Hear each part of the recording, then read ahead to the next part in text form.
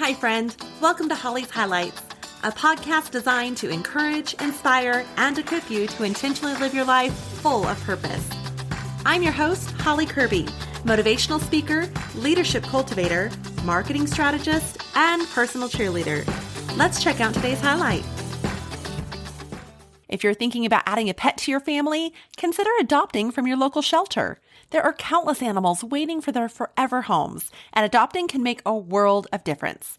Whether you're looking for a playful puppy, a wise old cat, or anything in between, your local shelter has a pet that could be the perfect fit for you. And as Bob Barker from The Price is Right used to say, remember to have your pets spayed or neutered. It's an important part of responsible pet ownership that helps reduce the number of unwanted animals and ensures that all pets live happy, healthy lives. So adopt, don't shop, and give a shelter pet the love they deserve. Check out your local shelter today. Hi, friends. Welcome back to Holly's Highlights. Today's episode is one that has been heavy on my heart. One of those to do or not to do. It's about loss, unexpected blessings, and a lot of serendipity, or as I like to call it, God things. It's the story of how someone came into our lives when we least expected it, and how in the midst of so much change, we found a new beginning. I know a lot of you have followed my journey with my family, even those with our pets. So today I'm going to share some personal stories. There's heartache, but also hope. And I'm hoping that by the end of this episode, you'll see how sometimes life just has a way of surprising us just when we need it the most. So sit back, grab your favorite drink, and let me take you through this unexpected journey. Now let's go back to my growing up when my heart felt like it would never fully heal. Because our family dog, Pepper, who we all adored, was tragically hit by a car. It was a typical afternoon, and Pepper, our little poodle, had just been let outside to go to the bathroom. Now, we didn't have a fenced yard, but that had never been of concern as Pepper had never strayed. Until this day. Now, I was out with some friends at a pizza parlor when I suddenly had just that gut feeling that I needed to get home. Now, keep in mind, this is pre-cell phone days, or at least I didn't have one. I think I only had one friend in my friend group that had a cell phone. So I rushed home as the feeling was just really heavy upon me. I remember getting home and my parents informing me that Pepper had just disappeared. I'll never forget, though, that feeling that led me down many streets from our tucked away home down to a busy street, nowhere near our house. Now, a man was standing in a driveway near the busy road, and he asked if there was something he could help me find. And I told him of our dog going missing.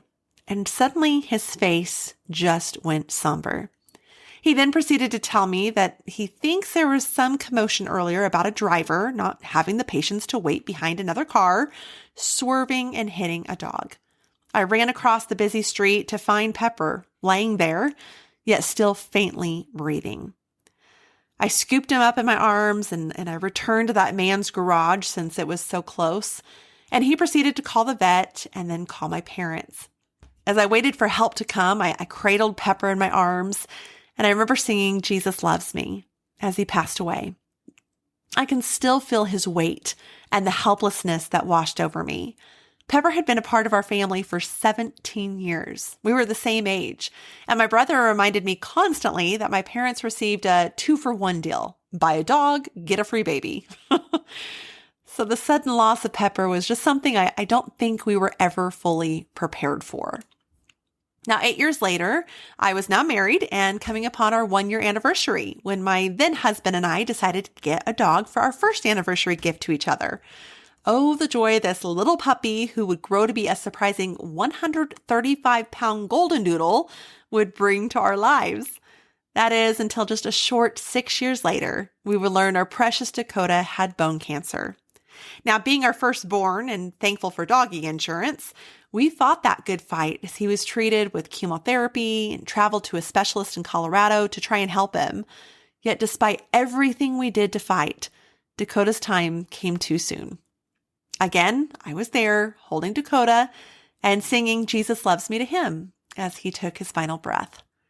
Now, losing Dakota was devastating, but it also reminded me of the love and the bond that we share with our pets. They're not just animals, they're family. So fast forward another 8 years, just after losing my mother to glioblastoma brain cancer, my dad decided it was time he got a new dog. He adopted George, a little Chiweenie named after a giraffe, on our last trip with my dad, my mom, and me and my kids to Disney World. And he adopted this dog from the local Humane Society. George quickly became a beacon of light in a house that had been so full of grief. George helped my dad heal, and watching their relationship grow really helped all of us too, in ways that we didn't even expect. Now, as you're all caught up on our furry friends, I introduce you to a moment that seemed so surreal to me that I believe it was a total God thing. See, my son has had some strange allergies throughout his life, one of them being allergies to dogs. And although he has always desperately wanted one, despite allergies, I've known that we need to wait off until just the right time. I've often gotten him tested and retested again per his request to see if he had outgrown all these allergies and a couple of other allergies he had outgrown. So he really was hopeful for this. But then he also kept providing me facts of his lack of breakouts or reactions to dogs as he was getting older, because he was exposed to many dogs, whether it be dogs at friends' houses he would go visit, or even family dogs we have. Chewy, Trigger, Maggie, Keekly, Coco, Opal, Darcy, Gus, Chloe, Pike. They're all scattered throughout my siblings and my nephew's homes. And he specifically commented how he never reacts to my dad's dog, George. Now, although his case studies presented were in fact true, I just wasn't ready for an addition of a dog. Now, I could squirrel on a path here as to why. I had many reasons for it. I love my dad's dog, George. I don't do change well. Having a dog felt like a financial and time burden, and just many what ifs. You know, the what ifs of what if he destroys our home? What if we don't have someone to watch him when we go on trips? I didn't want to be housebound all the time. I like to travel and just have surprise moments with my children. Trust me, I had the excuses lined up. I figured once my children were grown, I may need to eventually get one out of just pure companionship, but not anytime soon. Well, because we didn't have a dog yet, I knew my son's heart's desire to have one, so I often have taken my son to the local Humane Society to look at the dogs. He would simply choose one that he wanted to take for a walk or go into the caged area and let loose, and they just kind of run around together and play. That was it. Thanks to a short day at school, though, and a recent news coverage that some of the dogs from the California fires recently were brought to a different pet shelter here that we had never been to, I last-minutely asked him if he wanted to try this new shelter after school. Now, of course, it was a given. He did. So long story short, that shelter was a major disappointment, and in efforts to kill time before swinging by the chiropractor, who just happens to be in the same area as the regular shelter we'd visit, again, roughly once a period or so, my son easily convinced me to detour to the Humane Society. Never would we have ever imagined what would happen next. After walking a little box terrier mix, we were returning it to its kennel when a woman approached us. Now, she was mesmerizing. Her bright red lipstick and graceful stance. I swear she just stepped out of a Gene Kelly movie. She started chatting with us, nothing extraordinary, just casual conversation. She asked why we chose not to adopt today, especially with all those around us who seemed really interested in this one little dog that we had just walked. Now, I, of course, had many excuses which easily flowed from my tongue. But then out of nowhere, she told us, I'm going to do it. Now, thinking she was going to adopt this little dog elated me. I truly was so excited for her until she replied, I'm going to adopt the dog for you. Just like that, something had prompted her to adopt this dog for us. And I suddenly found myself speechless, which is something that I hear is hard to do. Now, my son started crying with joy, and tears honestly ran down my face as I was just in utter shock at this woman's kindness, yet also in complete disbelief in what was happening. Next thing I know, we're going from station to station, getting information and signing up for insurance and receiving a bag full of provisions for the pup, which the lady had urged the workers to put together complimentary. And then they brought the dog out to us. After a quick photo and still in complete shock, this woman asked if she could walk us to our car. Now, I must add here that many times over, I told this woman the dog would very likely be returning to the shelter the next day, as if we were ever going to bring a dog into our home, I'd want my daughter's input and involvement. She just smiled at me and so generously said, you do what you feel is best for your family, but I feel this dog will be staying. And when he does, I'd like to help with the dog's insurance for the year. what? It was like a light bulb went off in my head, and I felt God was saying, this is it. These are your signs. So without a second thought, I told the dog, say thank you to your fairy godmother. Now, as my son and the dog and I drove off, I gently was telling my son to think of this as a sleepover, that we were not keeping this dog. That is, unless my daughter, some reason, was fully in on it. Well, we drove straight to my daughter, who was at a softball practice at the time, as I was really deeply concerned of letting her know what had just happened. I wasn't really even sure what had just happened myself.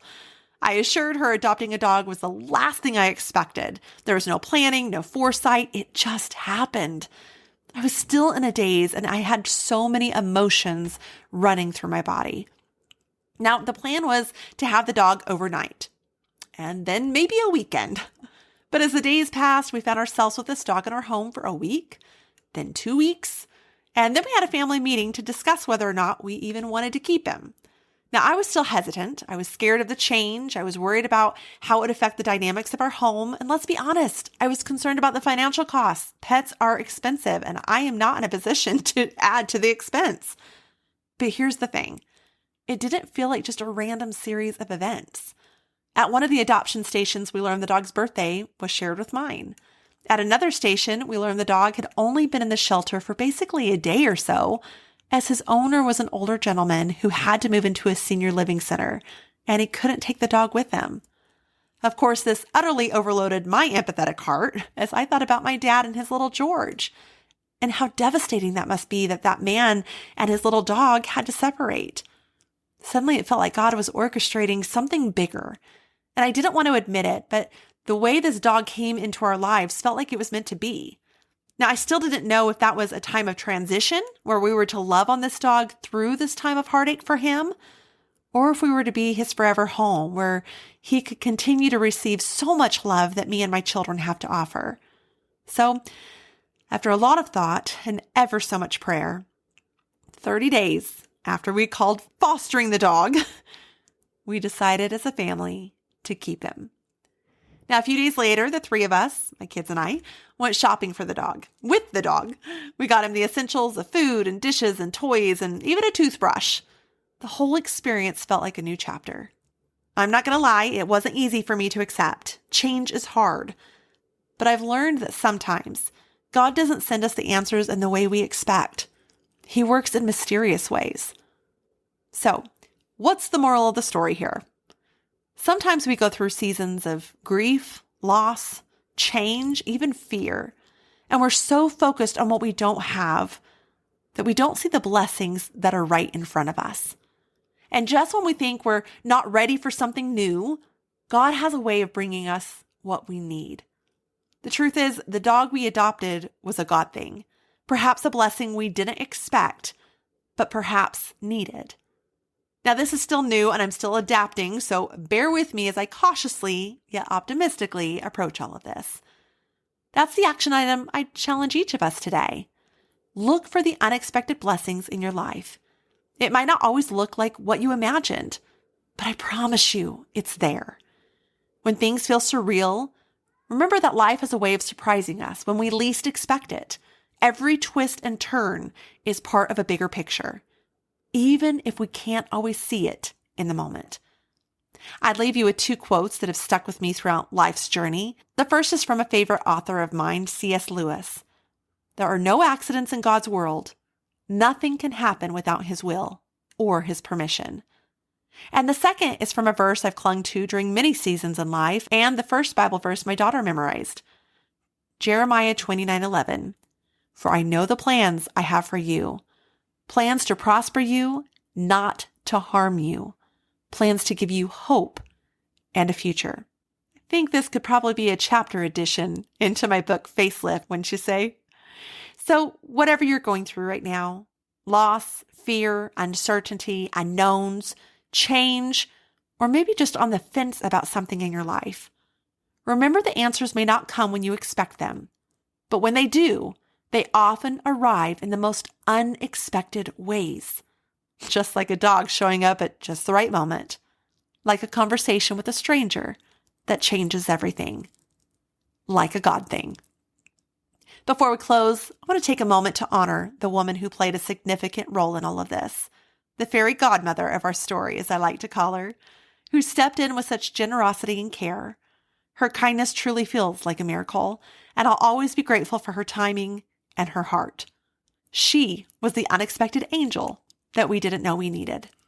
Thank you so much for tuning in today. I hope the story resonates with you and reminds you that sometimes when we least expect it, something beautiful can come from the most difficult situations.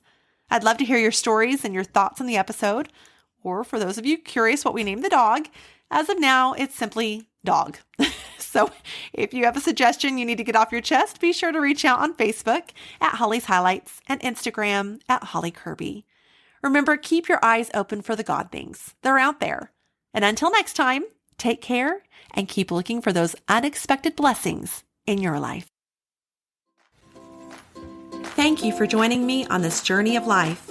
I hope that today's highlight has been encouraging, inspiring, and equipping so you can go out and live your life full of purpose. I'd be honored if you'd take a moment to leave a review, or better yet, subscribe. We can also stay in touch by joining my email list at hollykirby.com. That's HOLLYCURBY.com. Until next time, make it a great day for a great day.